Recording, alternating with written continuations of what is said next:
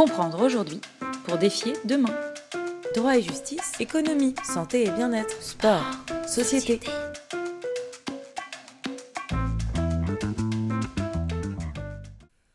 Souvenez-vous, j'ai dit Giscard ou De Gaulle.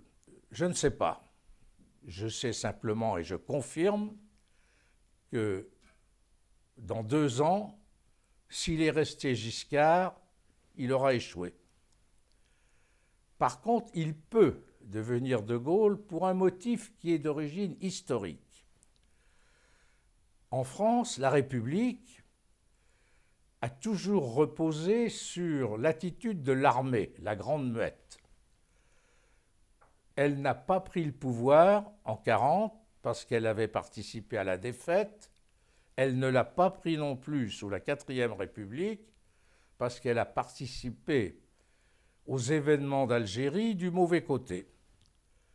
Entre-temps, De Gaulle avait eu une vision par la création de l'ENA, qui en fait aboutissait à créer une armée civile de très hauts fonctionnaires qui défendrait la nation en termes de combat économique et qui en même temps pourrait prendre le pouvoir si l'État défaillait.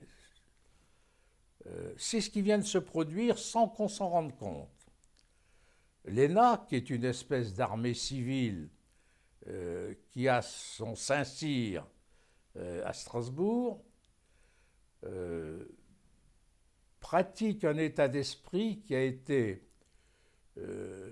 très développé chez Raymond Barre et chez Michel Rocard, le barreau-rocardisme que j'ai dû évoquer.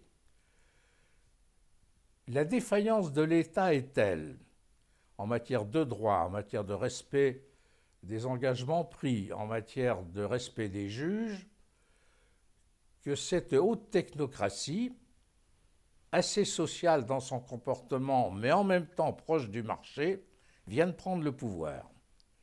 Elle ne le gardera pas au-delà de 2 ans, sauf à ce que naisse un conflit avec une des 2 France insoumises, celle qui vient de l'extrême droite et celle qui vient de l'extrême gauche, et à ce moment-là, le virage vers un comportement très gaullien que j'avais évoqué dans ma chronique sur Emmanuel Macron pourrait voir le jour.